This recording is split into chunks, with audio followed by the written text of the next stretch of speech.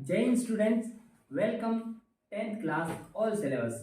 देखो कि मैंने जैसा कि आपको पता है कि 10th क्लास का ऑल सिलेबस कराने के लिए आपसे वादा किया था, वैसे ही मेरे 2 चैप्टर कंप्लीट हो चुके हैं और अपना तीसरा चैप्टर भी एंडिंग की तरफ जा रहा है। तो हम पिछले वीडियो में देख चुके थे कि किस प्रकार से यौगिकों का निर्माण होता है, आयनिक यौगिक बनते हैं। आयनिक यौगिकों का किस प्रकार से फॉर्मेशन होता है उसके बारे में हमने देखा था और कुछ यौगिक का एग्जाम्पल भी लिया था। वैसे ही जैसे कोई NaCl हो गया, मैग्नीशियम क्लोराइड हो गया, इसके अलावा जैसे KOH आदि ऐसे आयनिक यौगिक है जिनको हमने बनाया था। और अब हम पढ़ने वाले हैं फिजिकल प्रॉपर्टीज ऑफ आयनिक यौगिक, आयनिक कंपाउंड की फिजिकल प्रॉपर्टी पढ़ेंगे। भौतिक गुण या फिर उसके जो गुण है, प्रॉपर्टी है, उसके बारे में जानकारी लेंगे। तो पहले तो समझते हैं इनकी फिजिकल प्रॉपर्टी क्या होती है, इनकी भौतिक गुण क्या होते हैं। फिजिकल प्रॉपर्टी, तो जो आयनिक यौगिक होते हैं ना, वो थोड़े से क्या होते हैं, कठोर होते हैं। क्या होते हैं, सॉलिड होते हैं, ठोस होते हैं। जैसे ही आप उनको ना किसी हथौड़े से मारोगे तो वो क्या हो जाएंगे, भंगुर हो जाएंगे, यानी टूट कर बिल्कुल बिखर जाएंगे, छोटे छोटे टुकड़ों में टूट जाएंगे। तो पहला गुण तो क्या हो गया, ये सॉलिड होते हैं, ठोस होते हैं और कठोर होते हैं थोड़े से। परंतु जब हथौड़े से मारते हैं तो ये क्या हो जाते हैं, टूट कर भंगुर रूप में परिवर्तित हो जाते हैं, बुरादा बन जाता है, पाउडर बन जाता है। समझ आ रही है। तो पहला गुण हो गया अपना फिजिकल प्रॉपर्टी। अब समझते हैं दूसरा, गलनांक एवं क्वथनांक। इनका जो गलनांक है और क्वथनांक है वो क्या होता है, इसके बारे में समझते हैं। गलनांक यानी मेल्टिंग पॉइंट और क्वथनांक यानी बॉइलिंग पॉइंट। इसका क्या मतलब हुआ, कहने का मतलब ये है कि ये कितनी देर पर गलते हैं, गलने यानी पिघल जाते हैं, और कितनी देर पर ये बॉईल होने लगते हैं, उबलने लगते हैं। तो इसके बारे में ये है गलनांक पॉइंट और जो मेल्टिंग पॉइंट है या फिर बॉइलिंग पॉइंट है। तो इनका जो गलनांक और क्वथनांक है ना, वो थोड़ा सा क्या होता है, अधिक होता है। क्या होता है, अधिक होता है, थोड़ा ज़्यादा होता है। मतलब कहने का मतलब कुछ देर तक तो ये रुकेंगे, उसके बाद में ये बॉयल भी होने लग जाएंगे और मेल्ट भी होने लग जाएंगे, परंतु थोड़ा बहुत इनका गलनांक और क्वथनांक होता है। बस इतना सा ध्यान रखना है कि इनका थोड़ा सा ज़्यादा होता है। अब बात करते हैं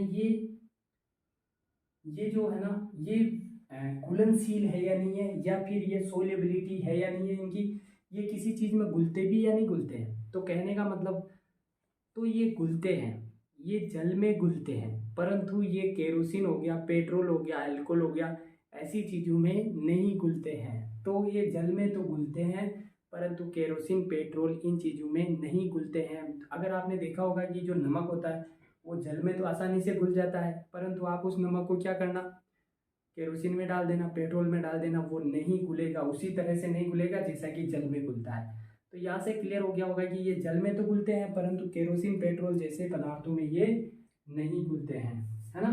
तो बात करते हैं नेक्स्ट, विद्युत का चालन, कंडक्शन ऑफ इलेक्ट्रिसिटी। इनके अंदर विद्युत धारा प्रवाहित होती है या नहीं होती है।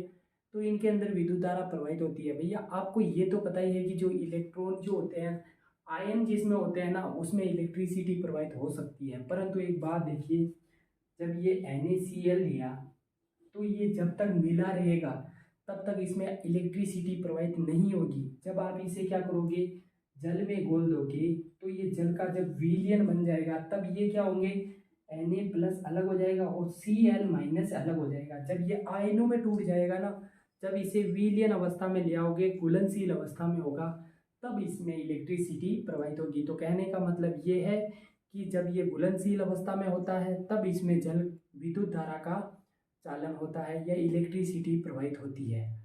इसका आप स्क्रीनशॉट ले लीजिए। इसके आगे बढ़ते हैं फिर। तो दोस्तों यहाँ तक हमने देख लिया कि जो आयनिक यौगिक होते हैं उनके गुण क्या क्या होते हैं, किस प्रकार से वो हमारे को रहते हैं, किस प्रकार से वो किस प्रकार से रिएक्शन कर सकते हैं, या किस में वो विद्युत का चालन करते हैं या नहीं करते हैं। अब समझते हैं कि जो धातु और अधातु है, वो नेक्स्ट अपना NCERT का जो टॉपिक है वो है जो धातु है उनको हम प्राप्त कहाँ से करते हैं। जैसे कि आपको सब्जी खेत से प्राप्त होती है, अनाज भी खेत से प्राप्त होता है, तो जो मेटल है वो भी कहीं ना कहीं से तो प्राप्त होगा।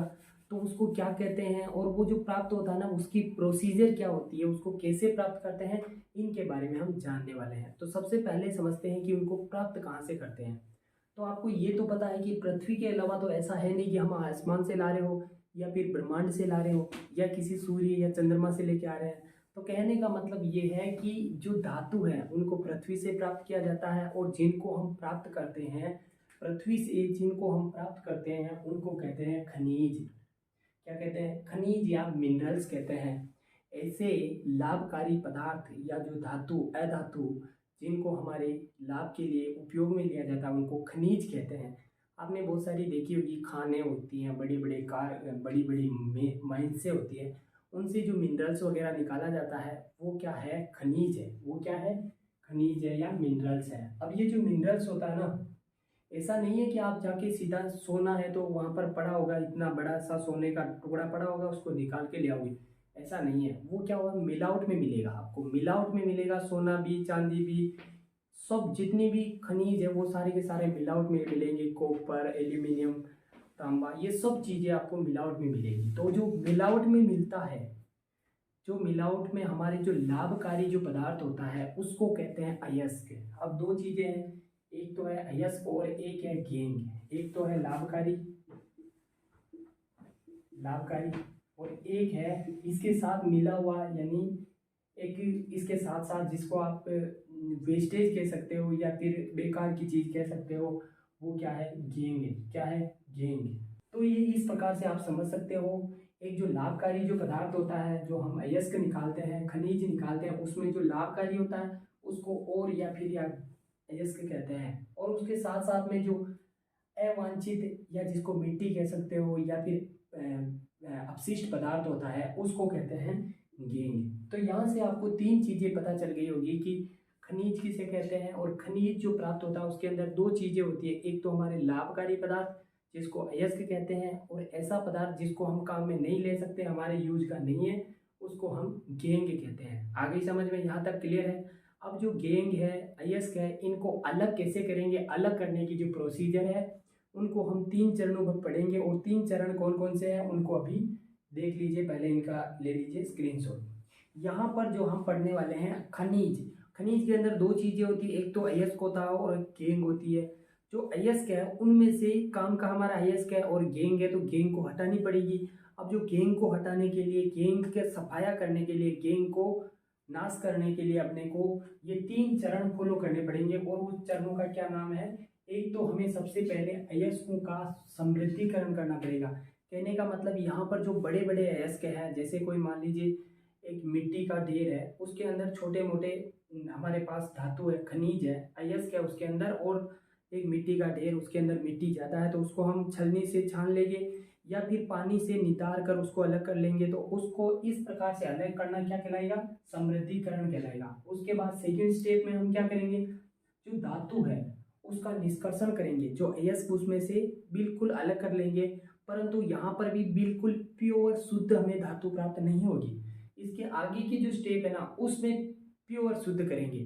तो हमें यहाँ पर दूसरी जो स्टेप है उसमें केवल निष्कर्षण करेंगे। कहने का मतलब ये है कि यहाँ पर धातु जो है ना, जो ज़्यादा रूप में अयस्क को अच्छे से अलग कर लेंगे, परंतु थोड़ी थोड़ी सी तनु तनु सी उसके अंदर क्या बच जाएगी? थोड़ी अशुद्धियाँ बच जाएगी। तो उसको हम फिर तीसरी स्टेप होगी जिसमें धातु का परिष्करण करेंगे और बिल्कुल प्योर धातु प्राप्त कर लेंगे। 24 कैरेट का सोना और चांदी, एल्यूमिनियम, आयरन, इस प्रकार के सारे धातुओं को अलग कर लेंगे। तो यहाँ तक आपका सारा कॉन्सेप्ट हो गया क्लियर। नेक्स्ट आगे का जो हमारा बचा हुआ चैप्टर है उसको पढ़ेंगे आगे। यहाँ तक सबको जय हिंद। वीडियो अच्छा लगा तो लाइक कीजिए और अपने दोस्तों के साथ जरूर शेयर कीजिए।